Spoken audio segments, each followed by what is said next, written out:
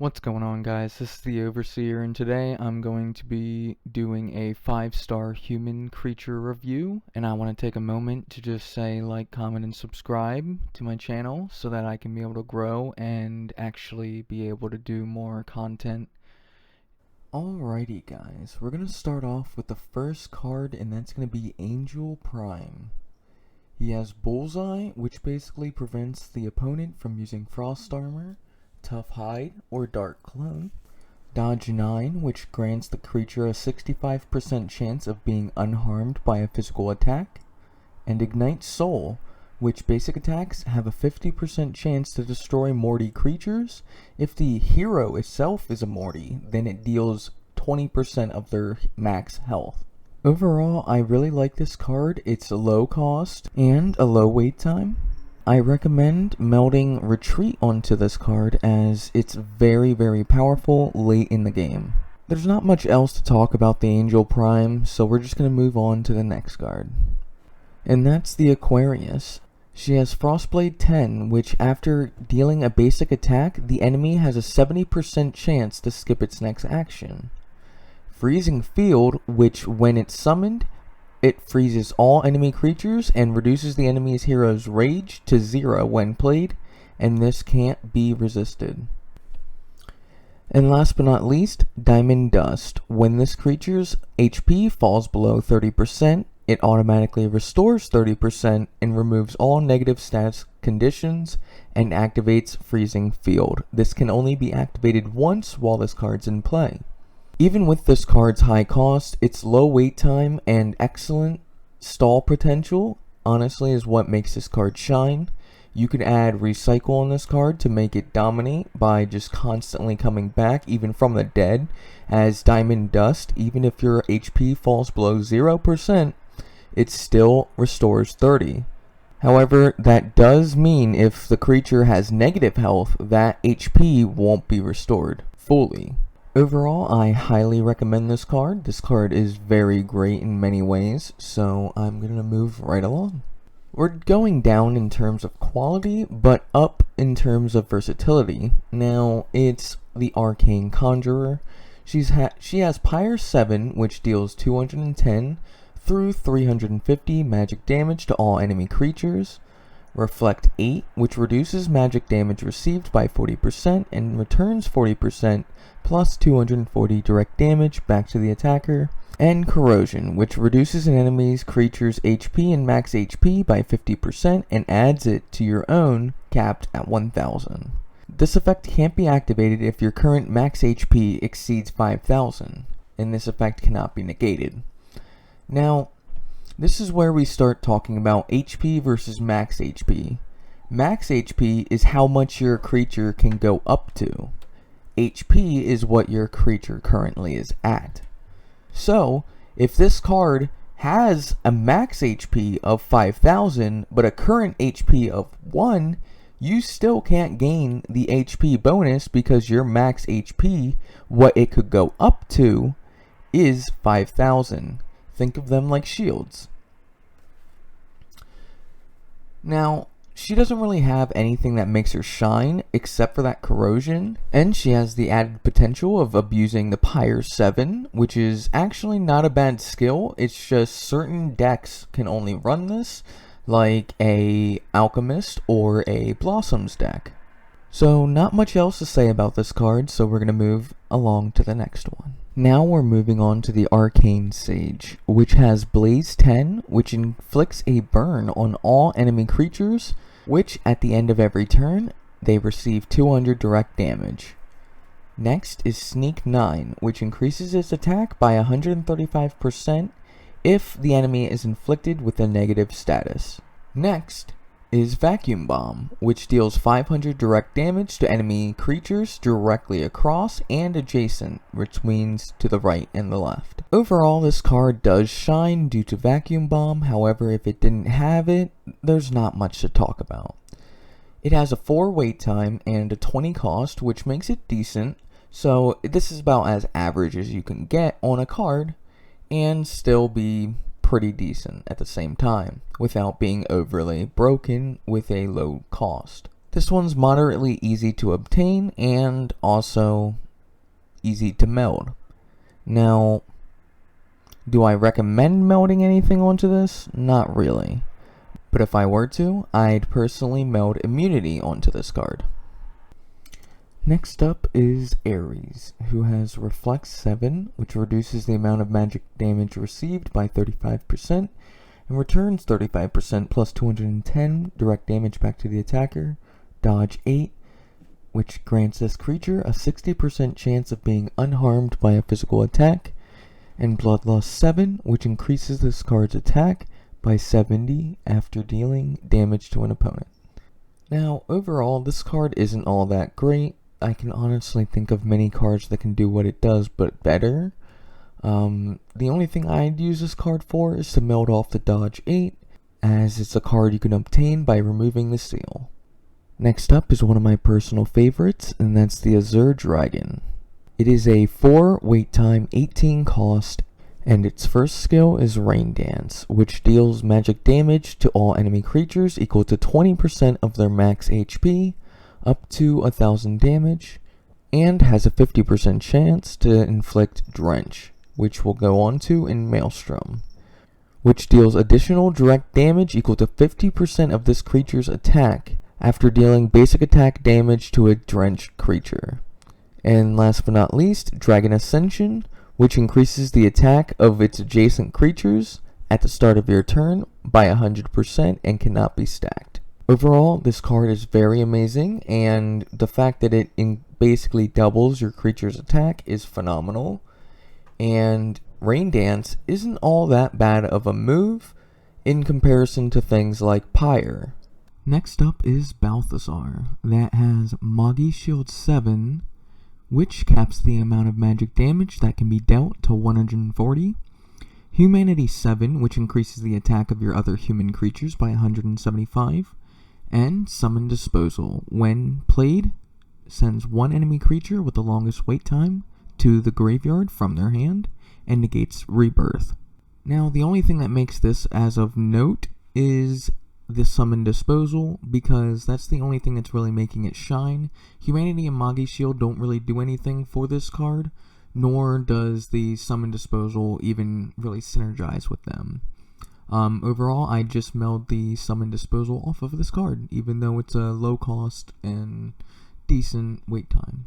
After that, we have the Bewitcher, and we have Soul Split, which during its action, if its HP is 50% or less, then it creates a clone that is immune to all control effects and places it on the furthest right. Only a maximum of 3 clones can exist at the same time due to this effect. Dark Clone, which grants a 35% chance to negate all physical and magic damage effects, converting them instead into HP restored. And finally, Revocation, which creates a clone and increases the current HP and attack of all clones by 25% when this card's destroyed, and no limit to the amount of clones can be created due to this effect. Now overall, it's a very low cost and decent wait time, so I would place this as one of my personal favorite cards. I have a certain deck that I'm planning to build eventually with this card. However, it's decently hard to obtain as it's in the later on stages, as well as being moderate without a meld. And that's it for the Bewitcher. Next up, we're moving on to the Cancer, which has Block 10, which reduces the damage taken from a physical attack by 250. Immunity 10, which grants a 100% chance to negate any non-direct damage effects of all talents and skills. And Rancor, which when block is activated, deals direct damage equal to 75% of this creature's attack back to the attacker. Overall, this is my favorite card in Deck Heroes as of currently.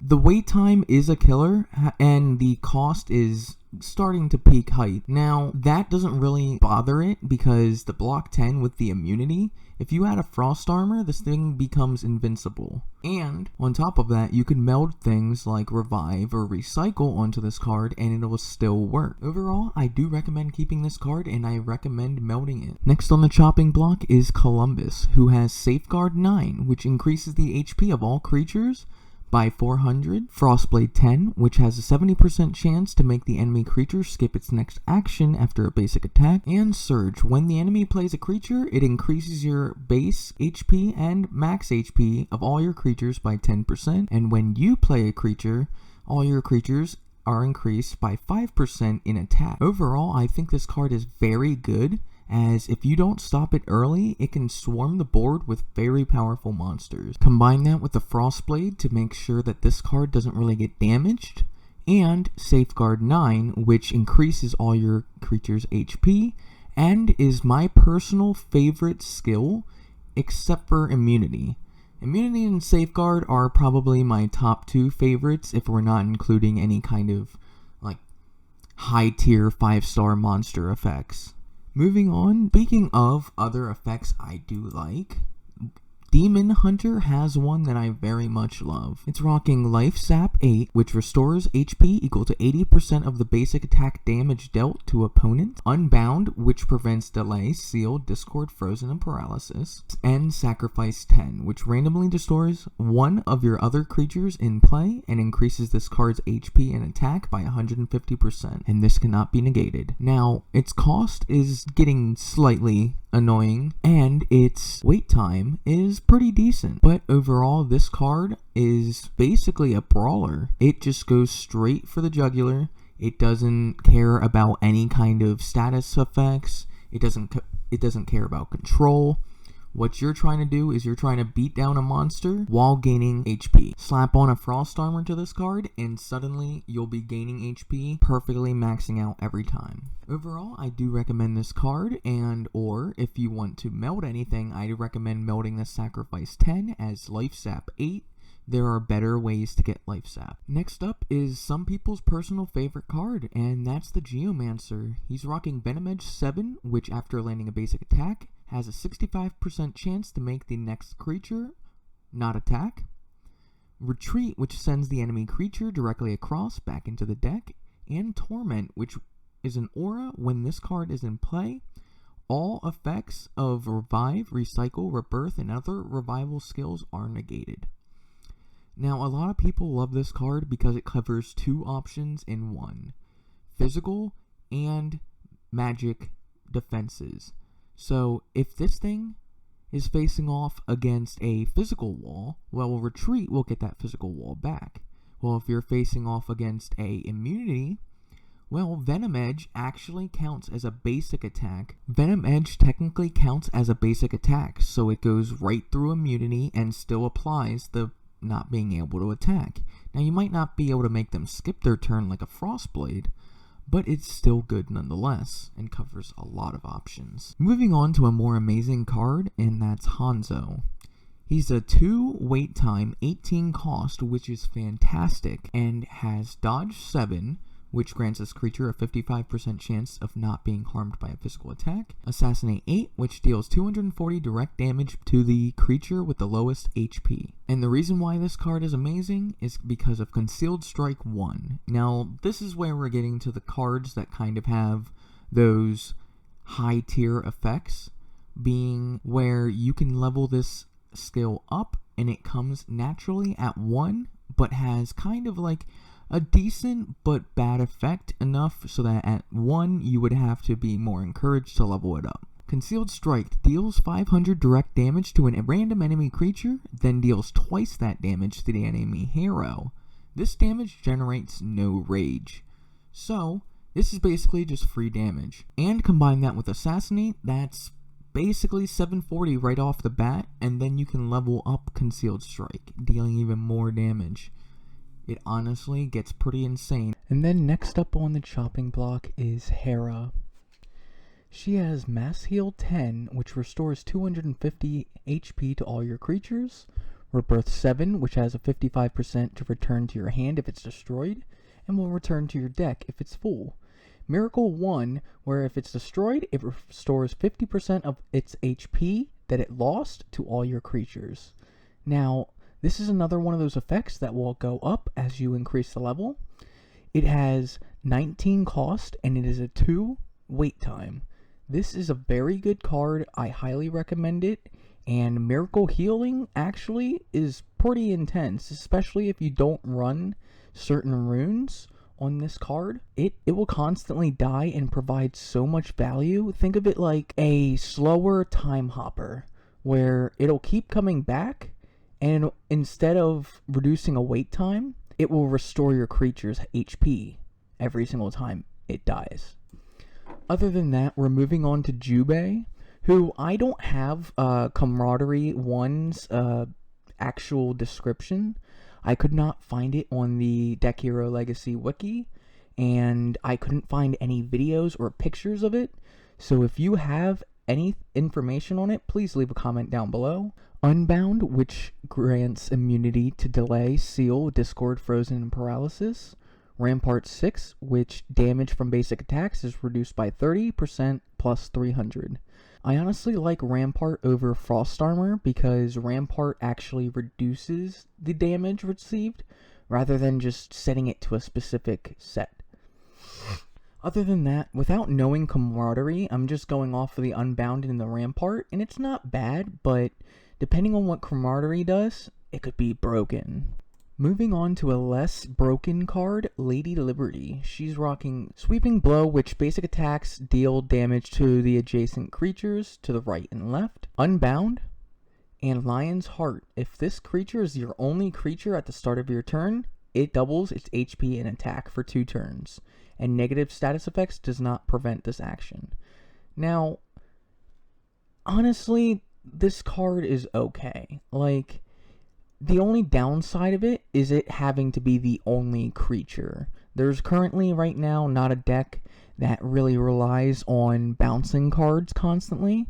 So there's no way to make this like your only creature without everything having to die, or without you only having to play this card. It will definitely deal damage. That's really all I can say about this card. However, a better card being Leo, who has Unbound, Warlust 10, which increases its attack by 150% if the HP of the enemy creature is higher. And Roar, during your turn, it increases your creature's base attack by 100%, and if this creature has less than the enemy creature in front of it, it gains Life Sap 10, and all your creatures gain an additional 100%. And this effect lasts for 1 round. Now, this is a great card. Roar is definitely what makes this card shine above all else. And the fact that it's rocking Warlust, this card's just meant to attack. It's meant to make your creatures attack. Basically, rocking no health runes on this and going straight for damage. You could probably run a Protein, if anything.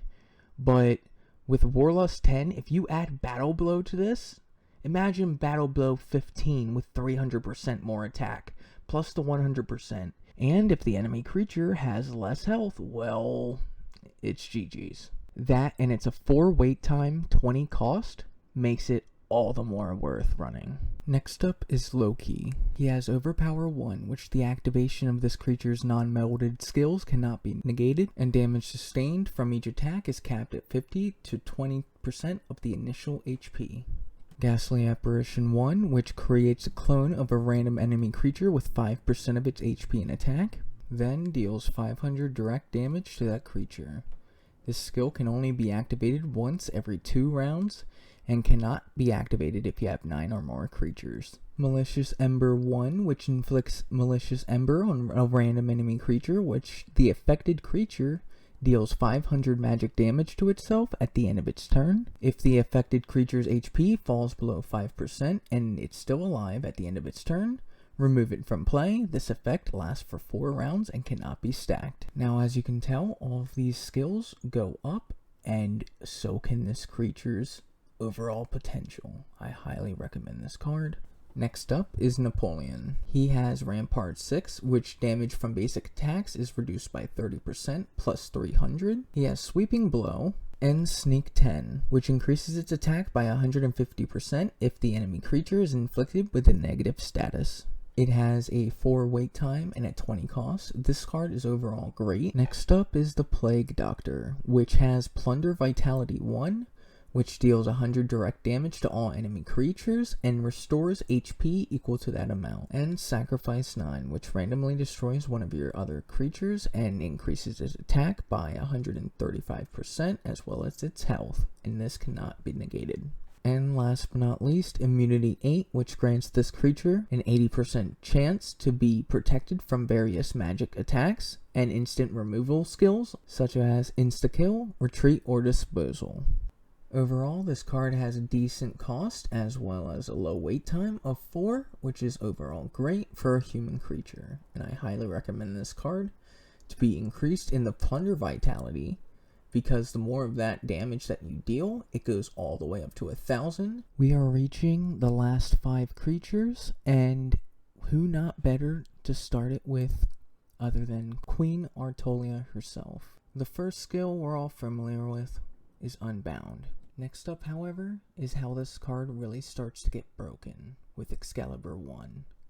It deals direct damage equal to 2% of its attack to a random enemy creature after a basic attack. Now, overall on paper, this does not sound great, but whenever you increase it, that 2% starts going up. And in the higher percents, like the level 15, it's insane. And last but certainly not least, Unwavering Spirit 1, which this creature can't be destroyed by damage if you have any other creature left on your field. When attacked at 1 HP, it increases its attack by 25. This effect cannot be activated if your exceeds 1,000. Now, yet again, so what? I level this card up to level 10. I still have all these skills. What makes this card so great? Well, it never dies. Let's be honest. The only way to really kill this thing is by insta-killing it. But, well, say it's stone-skinned, or it has immunity, or for some odd reason there's like 5 or 6 of them in an enemy deck, and you're staring down an entire board of just utter chaos. Yeah, this card just refuses to die. And overall, going for the enemy hero has become a thing because of this card. So keep that in mind if you ever looked for a stalwart defense. It also has a low wait time of 4 and a low cost of 19. And with all of its skills, it's phenomenal. Enough said about this card, let's move on. Next up is Santa Baus, who has Stone Skin, Frost Armor 10, which caps the amount of magic damage that a creature can receive from a basic attack to 110, and Merry Xmas. When Santa Baus is in play, all other creatures increase their current HP and max HP by 15% when they make a basic attack. The animation is shown by a present. He's a low wait time of 4 and a low cost of 18, and is overall great for any deck that you want to run. However, he is hard to get and very hard to get and very hard to meld. So we're going to move on to the next creature. Next up is Shinryu, which has an odd reason to be named Shinryu because it's the exact same thing as the Dragon of the East, aka Azure Dragon, which is its mythological name, and Shinryu is supposed to be Shenlong, which is the god of all dragons, but it has the exact same abilities as Azure Dragon. I don't understand. And even if its abilities, are the exact same, they're still good abilities, so the exact same goes for Shinryu as does Azure Dragon. And we're gonna move on to the final 2. Starting off with Sylph, who has Thor's Rage 10, which deals 250 magic damage to all enemy creatures, and has a 35% chance to inflict paralysis. Immunity 7, which grants this creature a 70% chance to be protected from various magic attacks and instant removal skills. And Dodge 9, which grants this creature a 65% chance of being unharmed by physical attacks. Overall, I think this card is good. The thing that I really wish would change would be Thor's Rage 10. However, I think it's fitting. I overall think this card's great. However, I personally don't really use magic damage, so I don't recommend this card. At the moment, I don't have the card that negates immunities, so I can't use this card to its full potential. Now moving on to a more favorite of mine, Thisbe. It's the exact same thing as Pyramus. However, unlike Shinryu and Azure Dragon, I think that these cards are made very well, because they actually benefit from being with each other, which makes these cards overall a blessing to have. To whoever makes it to the end of this video, thank you, honestly. You guys are the reason why I want to make more content like this. It's a lot harder than I thought and takes a lot more time than I thought. I wanted to kind of make this video to say, hey, I want to do more content. I want to do this. It just takes a lot of time. My schedule is pretty busy, so I don't have time to like sit down in front of the computer and just be able to record and do all of the editing. It kind of drags my schedule. That's about it, guys. Peace.